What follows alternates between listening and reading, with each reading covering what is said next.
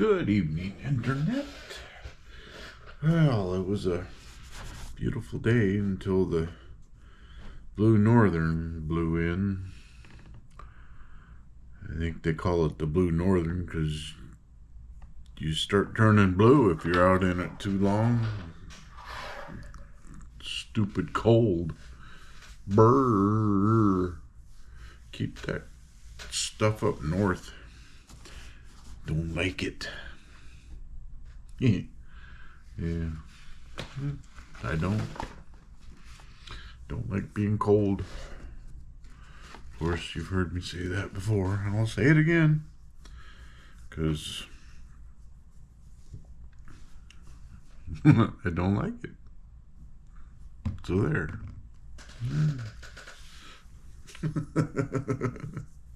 Anyway, yeah, I just reading up on a few things. Run for the wall, one of my items on my bucket list. How people, reading the rules, get familiar with it. See how that, see if maybe one day I can make that run.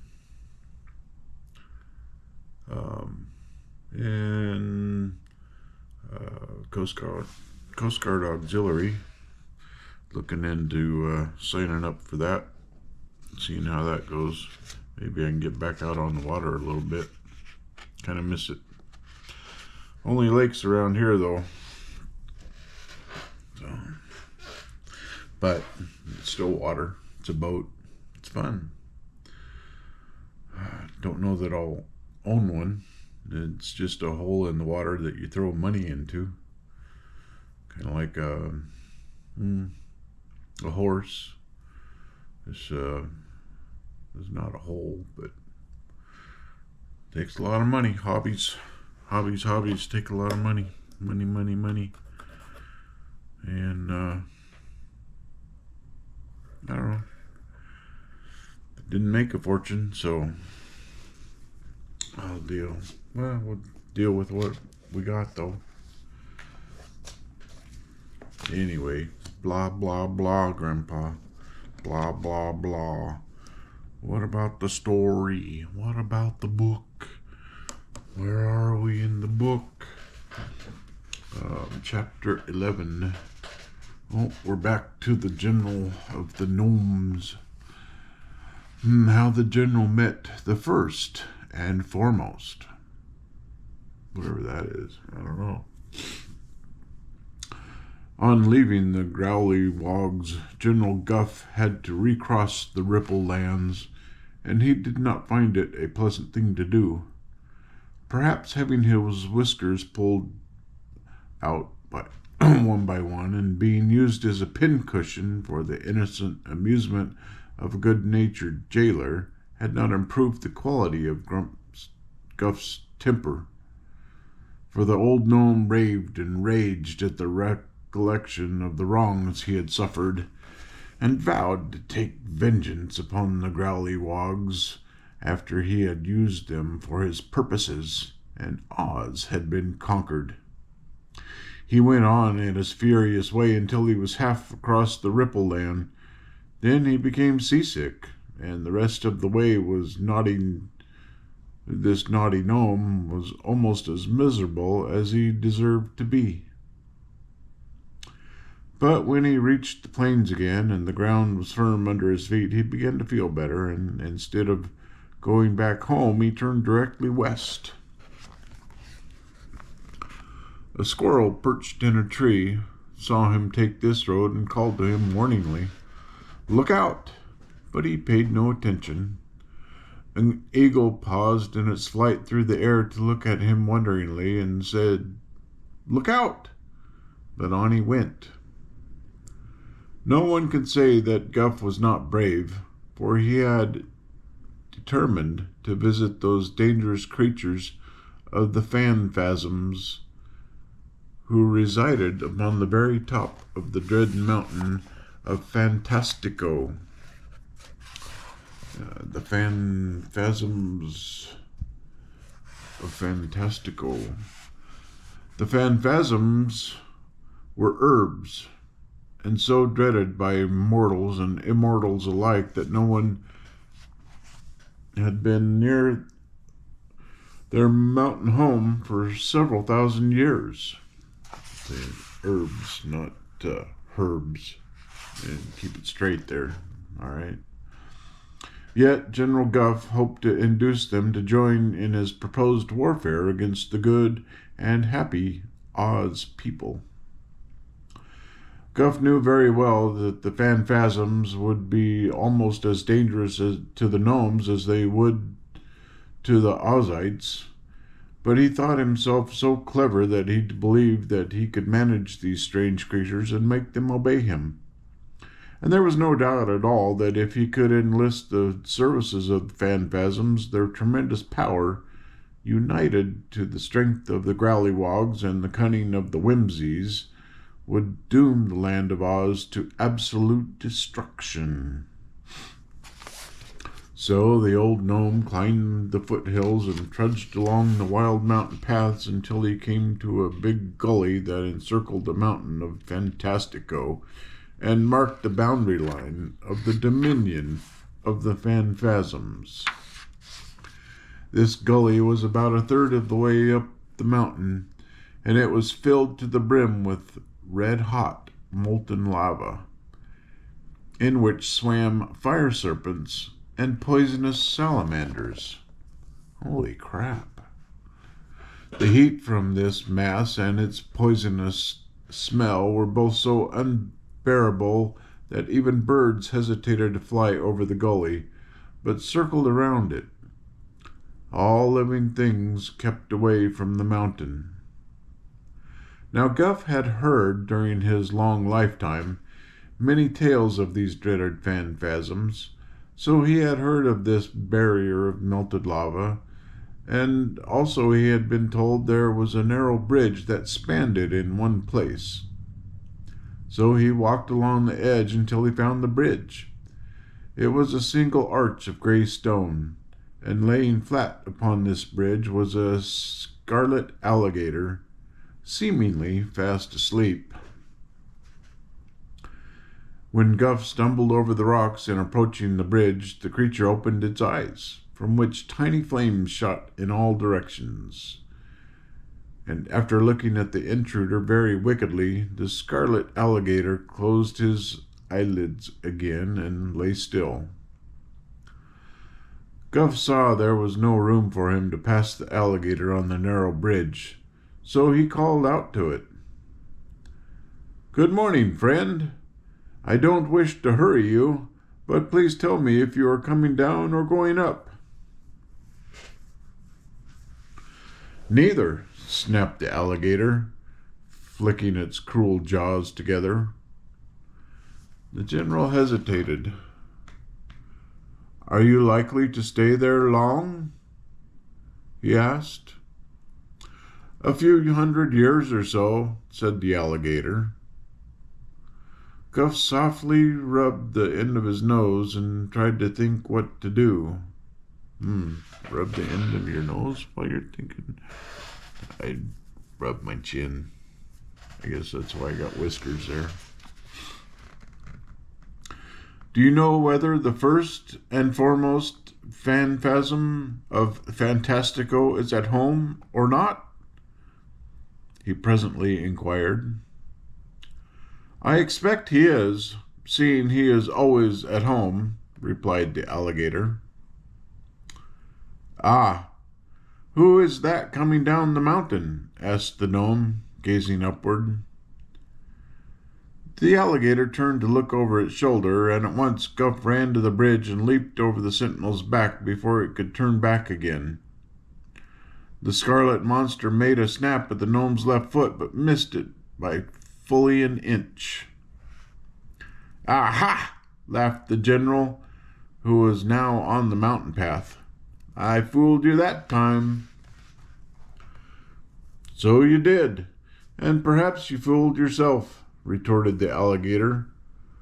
"Go up the mountain, if you dare, and find out what the first and foremost will do to you."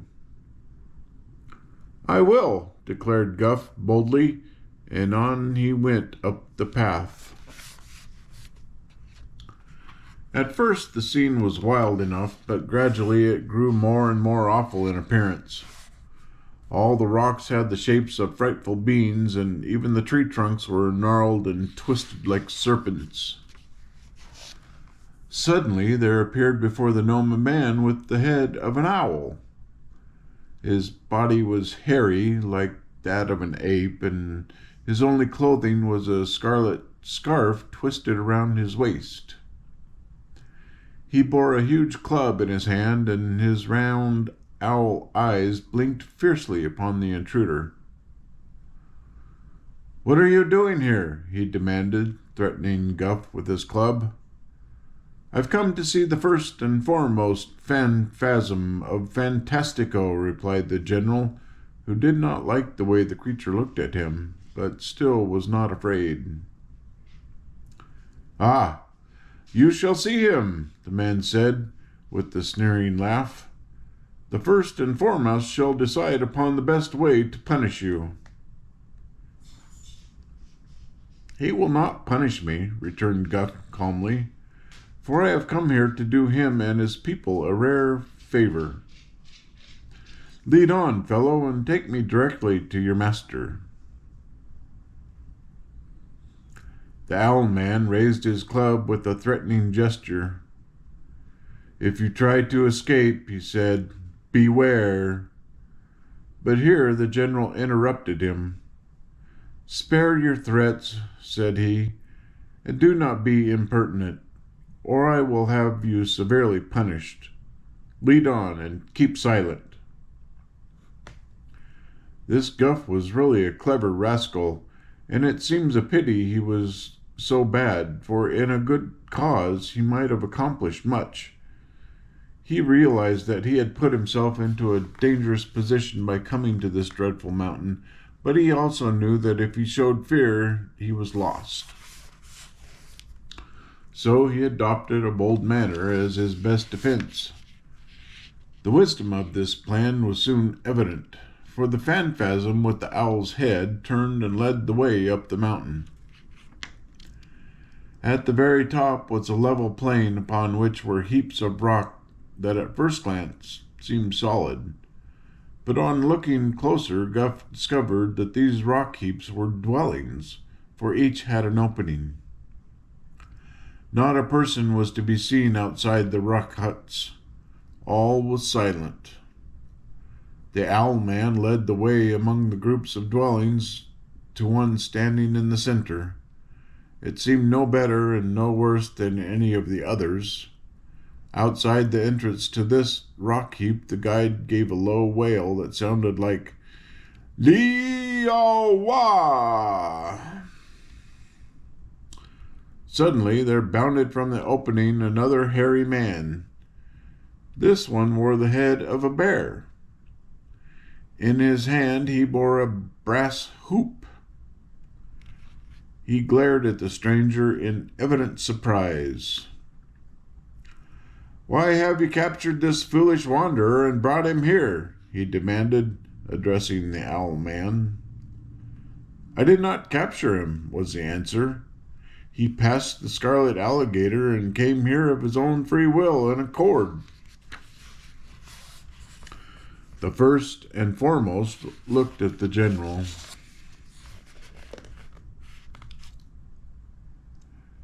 Have you tired of life, then?" he asked. "No, indeed," answered Guph.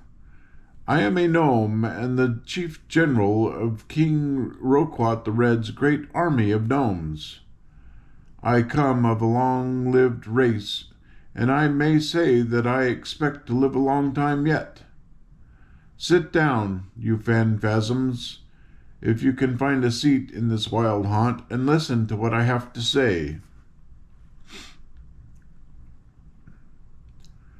With all his knowledge and bravery, General Guph did not know that the steady glare from the bear eyes was reading his inmost thoughts as surely as if he had been put into words.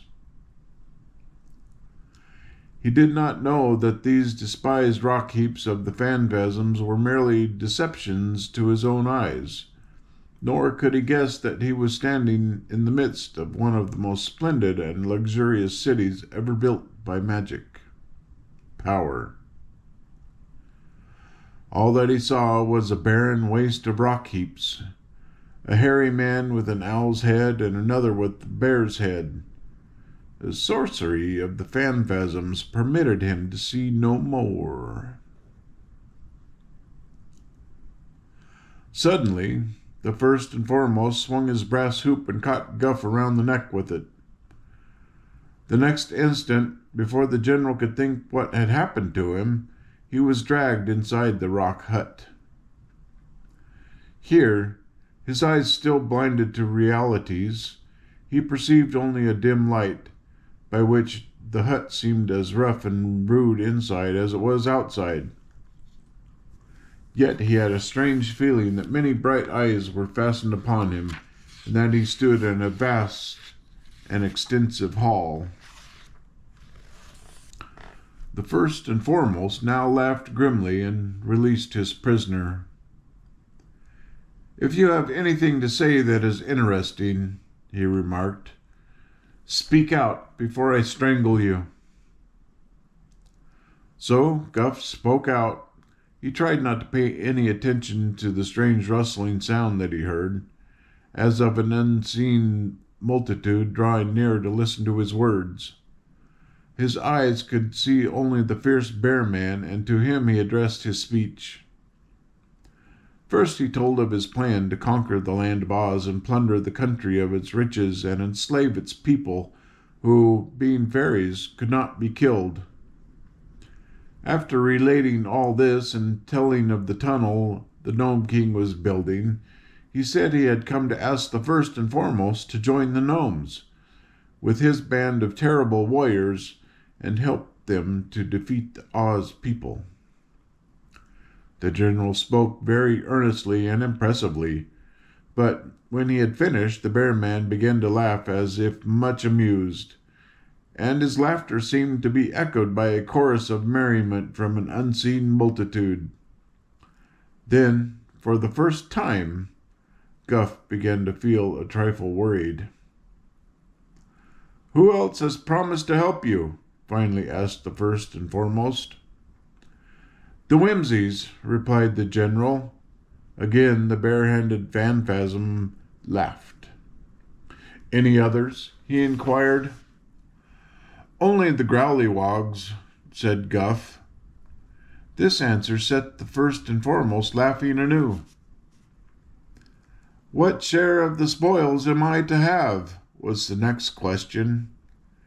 "Anything you like, except King Roquat's magic belt," replied Guph. At this, the phantasm set up a roar of laughter, which had its echo in the unseen chorus, and the bear man seemed so amused that he actually rolled upon the ground and shouted with merriment. "Oh, these blind and foolish gnomes," he said.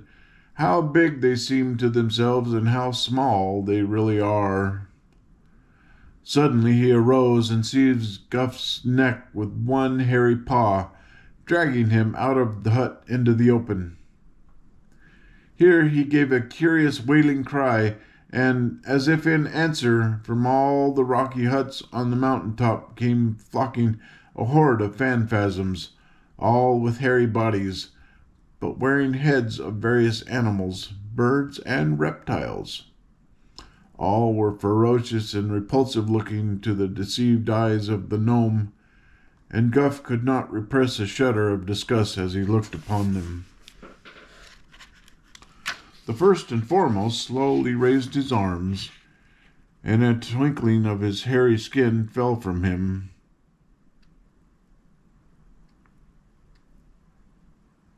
And he appeared before the astonished gnome as a beautiful woman, clothed in a flowing gown of pink gauze. In her dark hair flowers were entwined, and her face was noble and calm. At the same instant, the entire band of phantasms was transformed into a pack of howling wolves, running here and there as they snarled and showed their ugly yellow fangs.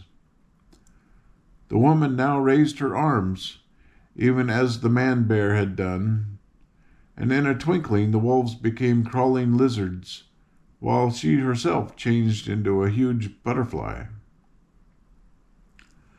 Guph had only time to cry out in fear and take a step backward to avoid the lizards when another transformation occurred, and all returned instantly to the forms they had originally worn. Then the first and foremost, who had resumed his hairy body and bare head, turned to the gnome and asked, "Do you still demand our assistance?" "More than ever," answered the general firmly.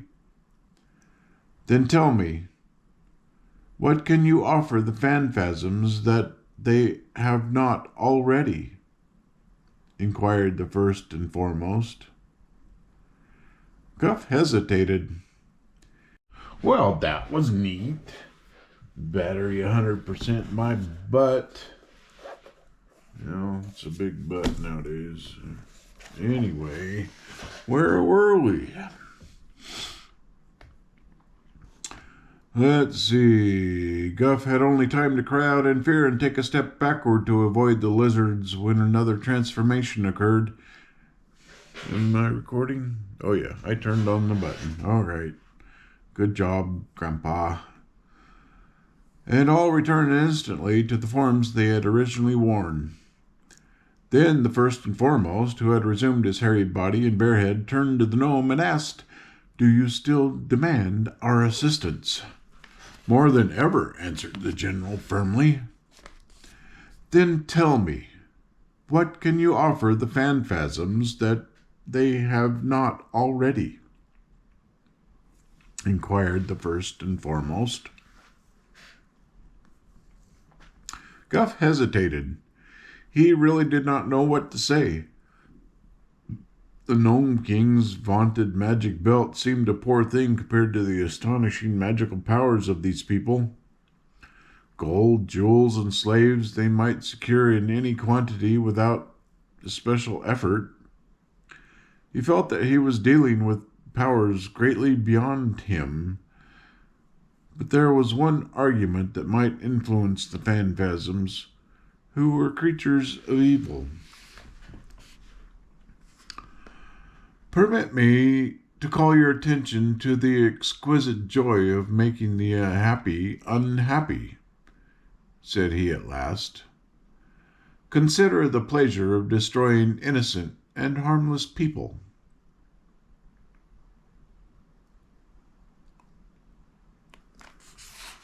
Wow. Jerks. "Ah, you have answered me," cried the first and foremost. "For that reason alone we will aid you. Go home and tell your bandy-legged king that as soon as his tunnel is finished, the phantasms will be with him and lead his legions to the conquest of Oz. The deadly desert alone has kept us from destroying Oz long ago, and your underground tunnel is a clever thought. Go home and prepare for our coming." Well, there you go. Guph was very glad to be permitted to go with this promise. The Owl Man led him back down the mountain path and ordered the scarlet alligator to crawl away and allow the gnome to cross the bridge in safety. Phew! I was worried about that. After the visitor had gone, a brilliant and gorgeous city appeared upon the mountain top, clearly visible to the eyes of the gaily dressed multitude of phantasms that lived there, and the first and foremost, beautifully arrayed, addressed the others in these words: "It is time we went into the world and brought sorrow and dismay to its people. Too long have we remained by ourselves upon this mountain top, for while we are thus secluded, many nations have grown happy and prosperous, and the chief joy of the race of phantasms is to destroy happiness. So I think it is lucky that this messenger from the gnomes arrived among us just now, to remind us that the opportunity has come for us to make trouble. We will use the King Roquat's tunnel to conquer the land of Oz. Then we will destroy the Whimsies, the Growlywogs, and the Gnomes, and afterward go out to ravage and annoy and grieve the whole world. The multitude of evil phantasms eagerly applauded this plan, which they fully approved. I am told that the herbs are the most powerful and merciless of all the evil spirits, and the phantasms of Fantastico belong to the race of herbs. Oh, goodness. Well, that was a long chapter, it seemed. Goodness. Chapter 12, How They Matched the Fuddles. Dorothy and her fellow travelers rode away from the cut-and-clip village and followed the indistinct path as far as the signpost. Here they took the main road again and proceeded pleasantly through the pretty farming country. When evening came, they stopped at a dwelling and were joyfully welcomed and given plenty to eat and good beds for the night. Early next morning, however, they were up and eager to start, and after a good breakfast they bade their host good-bye and climbed into the red wagon, to which the sawhorse had been hitched all night. Being made of wood, this horse never got tired nor cared to lie down. Dorothy was not quite sure whether he ever slept or not, but it was certain that he never did when anybody was around. The weather is always beautiful in Oz, and this morning the air was cool and refreshing, and the sunshine brilliant and delightful. In about an hour they came to a place where another road branched off. There was a signpost here which read, "This way to Fuddlecumjig."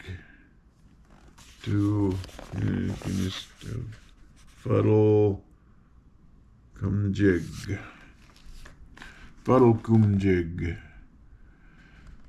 "Oh, here is where we turn," said Dorothy, observing the sign. "What? Are we going to Fuddlecumjig?" asked the Captain General. "Yes, Ozma thought we might enjoy the Fuddles. They are said to be very interesting," she replied. "No one would suspect it from their name," said Aunt Em. "Who are they, anyhow? More paper things?" "I think not," answered Dorothy, laughing. "But I can't say exactly, Aunt Em, what they are. We'll find out when we get there." "Perhaps the wizard knows," suggested Uncle Henry. "No, I've never been there before," said the wizard. "But I've often heard of Fuddlecumjig and the Fuddles, who are said to be the most peculiar people in all the land of Oz." "In what way?" asked the Shaggy Man. "I don't know, I'm sure," said the wizard. Just then, as they rode along the pretty green lane toward Fuddlecumjig, they espied a kangaroo sitting by the roadside. The poor animal had its face covered with both its front paws and was crying so bitterly that the tears coursed down its cheeks in two tiny streams and trickled across the road, where they formed a pool in a small hollow. "Oh, the poor kangaroo. Oh." The sawhorse stopped short of this pitiful sight, and Dorothy cried out with ready sympathy, "What's the matter, kangaroo?" "Boo-hoo, boo-hoo," wailed the kangaroo. "I've lost my, oh, boo-hoo, boo-hoo." "Poor thing," said the wizard. "She's lost her mister. It's probably her husband, and he's dead. No, no, no, sobbed the kangaroo. It isn't that. I've lost my, oh, boo-hoo. I know, said the Shaggy Man. She's lost her mirror. No, it's my boo-hoo. Oh, boo-hoo. And the kangaroo cried harder than ever. It must be her mince pie, suggested Aunt Em. Or her milk toast, proposed Uncle Henry. I've lost my mittens, said the kangaroo, getting it out at last. Oh, cried the yellow hen with a cackle of relief.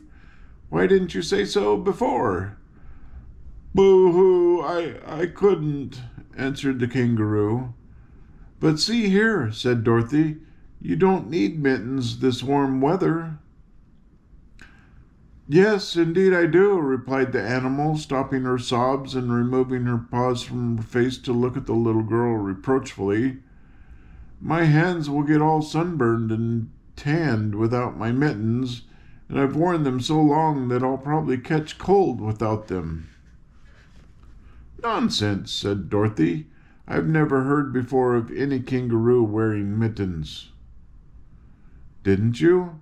Asked the animal, as if surprised. Never, repeated the girl, and you'll probably make yourself sick if you don't stop crying. Where do you live? About 2 miles beyond the Fuddlecumjig, was the answer.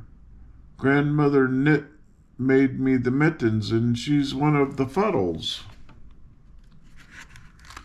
Well, you'd better go home now, and perhaps the old lady will make you another pair, suggested Dorothy. We're on our way to Fuddlecumjig, and you may hop along beside us. As they rode on, and the kangaroo hopped beside the red wagon and seemed quickly to have forgotten her loss, by and by the wizard said to the animal, Are the Fuddles nice people? Oh, very nice, answered the kangaroo. That is, when they're properly put together. But they get dreadfully scattered and mixed up at times, and then you can't do anything with them. What do you mean by their getting scattered? Inquired Dorothy.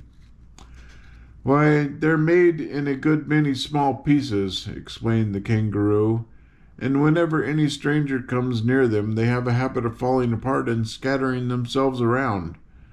That's when they get so dreadfully mixed, and it's a hard puzzle to put them together again. Who usually puts them together? Asked Omby Amby. Anyone who is able to match the pieces. I sometimes put Grandmother Knit together myself, because I know her so well I can tell every piece that belongs to her. Then, when she's all matched, she knits for me, and that's how she made my mittens. But it took a good many days hard knitting, and I had to put Grandmother together a good many times, because every time I came near she'd scatter herself. I should think she would get used to your coming and not be afraid, said Dorothy. It isn't that, replied the kangaroo. They're not a bit afraid.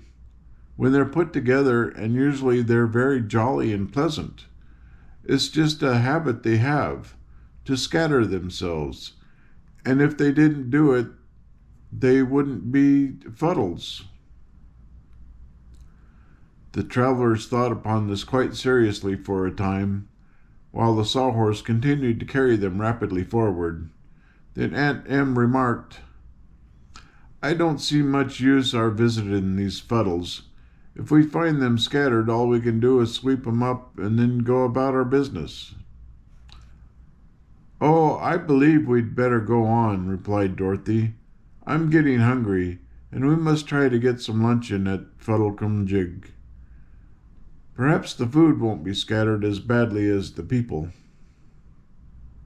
You'll find plenty to eat there, declared the kangaroo, hopping along in big bounds because the sawhorse was going so fast. And they have a fine cook, too, if you could manage to put him together. There's the town now, just ahead of us." They looked ahead and saw a group of very pretty houses standing in a green field a little apart from the main road. "Some munchkins came here a few days ago and matched a lot of people together," said the kangaroo. "I think they are together yet, and if you go softly without making any noise, perhaps they won't scatter." "Let's try it," suggested the wizard.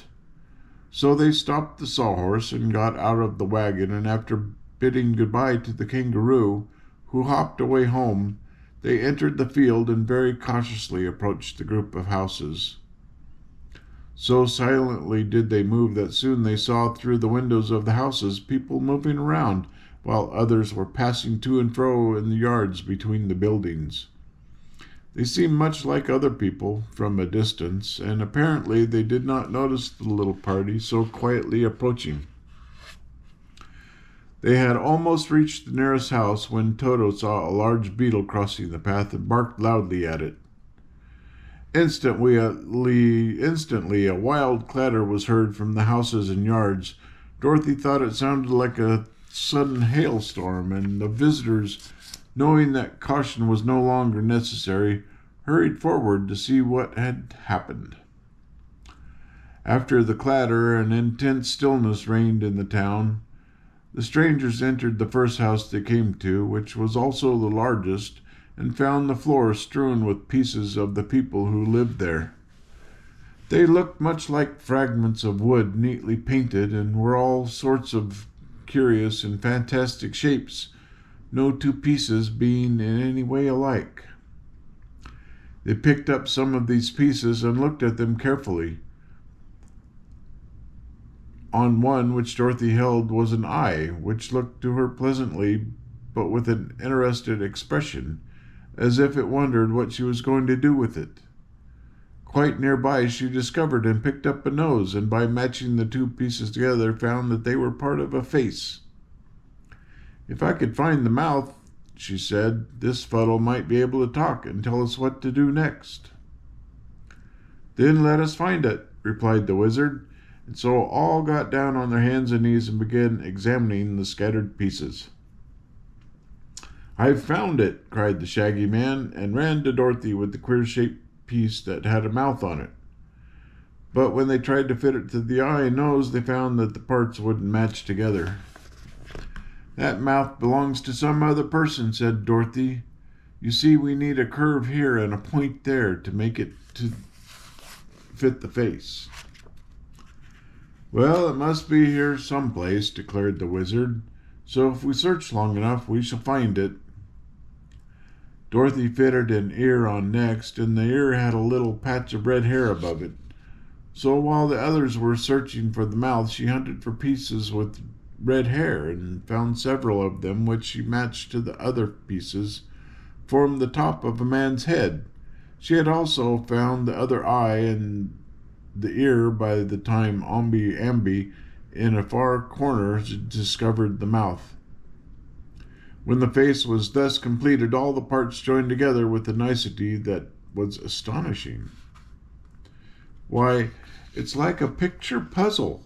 exclaimed the little girl. "Let's find the rest of him and get him all together." "What's the rest of him like?" asked the wizard. "Here are some pieces of blue legs and green arms, but I don't know whether they are his or not." "Look for a white shirt and a white apron," said the head, which had been put together, speaking in a rather faint voice. "I'm the cook." "Oh, thank you," said Dorothy. "It's very lucky we started with you first, for I'm hungry, and you can be cooking something for us to eat while we match the other folks together." It was not so very difficult, now that they had a hint as to how the man was dressed, to find the other pieces belonging to him, and as all of them now worked on the cook, trying piece after piece to see if it would fit, they finally had the cook set up complete. When he was finished, he made them a low bow and said, "I will go at once to the kitchen and prepare your dinner. You will find it something of a job to get all the fuddles together, So I advise you to be on the Lord High Chigglewitz, whose first name is Larry. Ha ha ha. That's a good name. He's a bald-headed fat man and is dressed in a blue coat with brass buttons, a pink vest, and drab breeches. A piece of his left knee is missing, having been lost years ago when he scattered himself too carelessly. That makes him limp a little, and he gets along very well with half a knee. As he is the chief personage in this town of Fuddlecumjig, he will be able to welcome you and assist you with the others. So it will be best to work on him while I'm getting your dinner." "We will," said the wizard, "and thank you very much, cook, for the suggestion." Aunt Em was the first to discover a piece of the Lord High Chigglewitz. "It seems to me like a fool business, this matching folks together," she remarked. "But as we haven't anything to do till dinner's ready, we may as well get rid of some of this rubbish. Here, Henry, get busy and look for Larry's bald head. I've got his pink vest all right. I'm not bald yet." "Oh, not me, dork." They worked with eager interest, and Bellina proved a great help to them.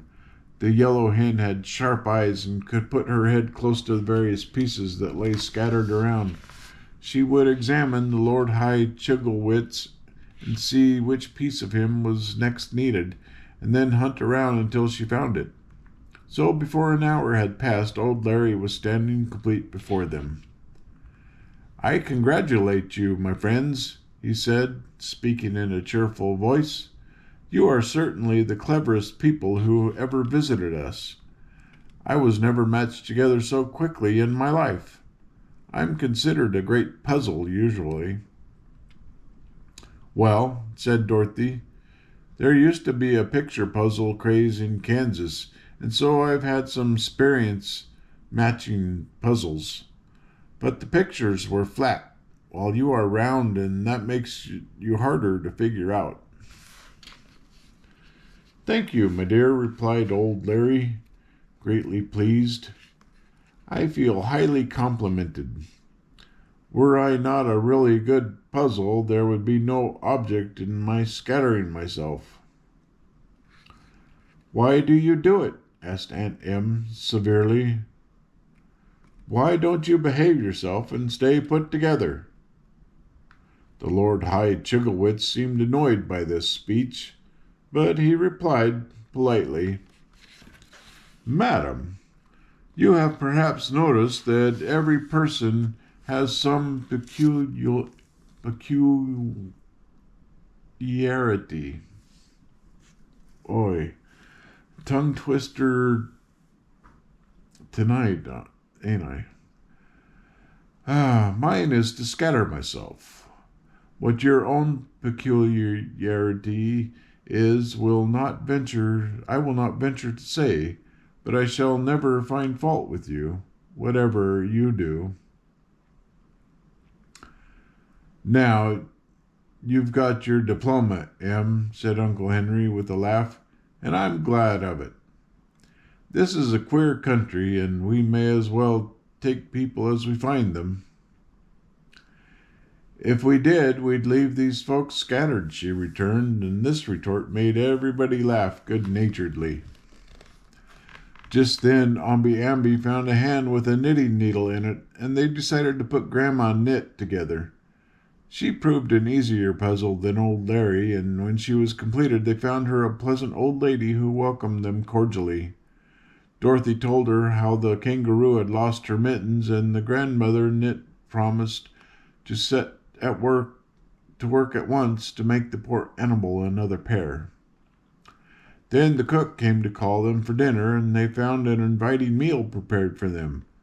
The Lord High Chigglewitz sat at the head of the table, and Grandmother Knit at the foot, and the guests had a merry time and thoroughly enjoyed themselves. After dinner, they went out into the yard and matched several other people together, and this work was so interesting that they might have spent the entire day at Fuddlecumjig had not the wizard suggested that they resume their journey. "But I don't like to leave all these poor people scattered," said Dorothy, undecided what to do. "Oh, don't mind us, my dear," returned old Larry. "Every day or so some of the Gillikins or Munchkins or Winkies come here to amuse themselves by matching us together. So there will be no harm in leaving these pieces where they are for a time. But I hope you will visit us again, and if you do, you will always be welcome, I assure you." "Don't you ever match each other?" she inquired. I don't know what this picture is doing, but anyway. "Never, for we are no puzzles to ourselves, and so there wouldn't be any fun in it." They now said goodbye to the queer Fuddles and got into the wagon to continue their journey. "Those are certainly strange people," remarked Aunt Em thoughtfully as they drove away from Fuddlecumjig. "But I really can't see what use they are at all." "Why, they amused us all for several hours," replied the wizard. "That is being of use to us, I'm sure." "I think they're more fun than playing solitaire or mumbletty pig," Uncle Henry declared soberly. "For my part, I'm glad we visited the Fuddles." I don't know if you can see that good enough to read that, but I don't know. Words from 120 years ago. Language was a little different. You know.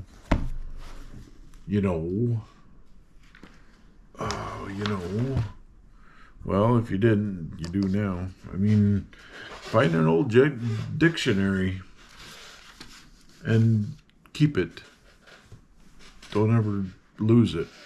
Don't ever, because words are different now than they used to be.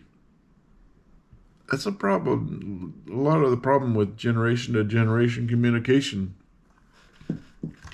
because somehow words end up with different meanings,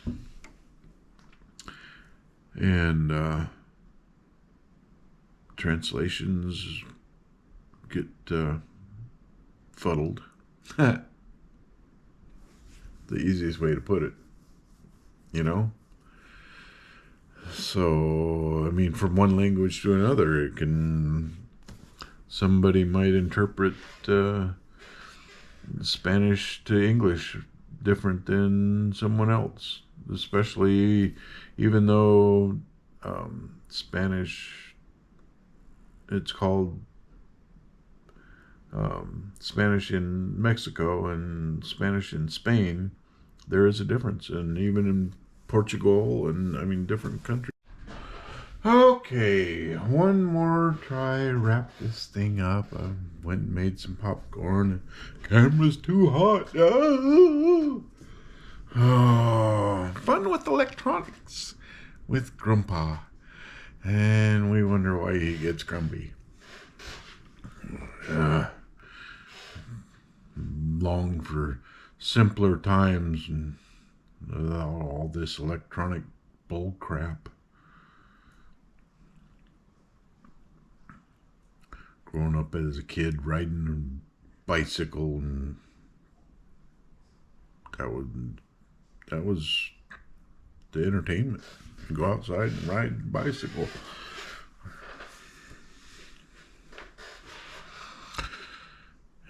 Go exploring. Go wander around. As long as you were home before the street lights came on, it was all good. Everybody trusted you that you'd stay in your neighborhood and wouldn't roam too far. Life was good. Scary now. I wouldn't want to be raising a kid now. Kudos to all you parents who do. And pray that if you got them in school, pray that the teachers are the good ones. That's all I'll say about that. That's another rant. Anyway. Oh, boy. Yeah, this is probably a long video, too. Are you bored yet? I'm not. It's fun to ramble. The wife is diligently taking care of patients at a hospital, and I'm left alone to my own devices, and you get to suffer along with if you call it that. Nah, it's all good. It's all meant to be fun. Kuda and I will now enjoy a popcorn. She loves the popcorn. The Kirkland brand. It's very good. Pops very thoroughly. So go enjoy your popcorn or whatever it is that you have before going to bed, and when you get there, sweet dreams.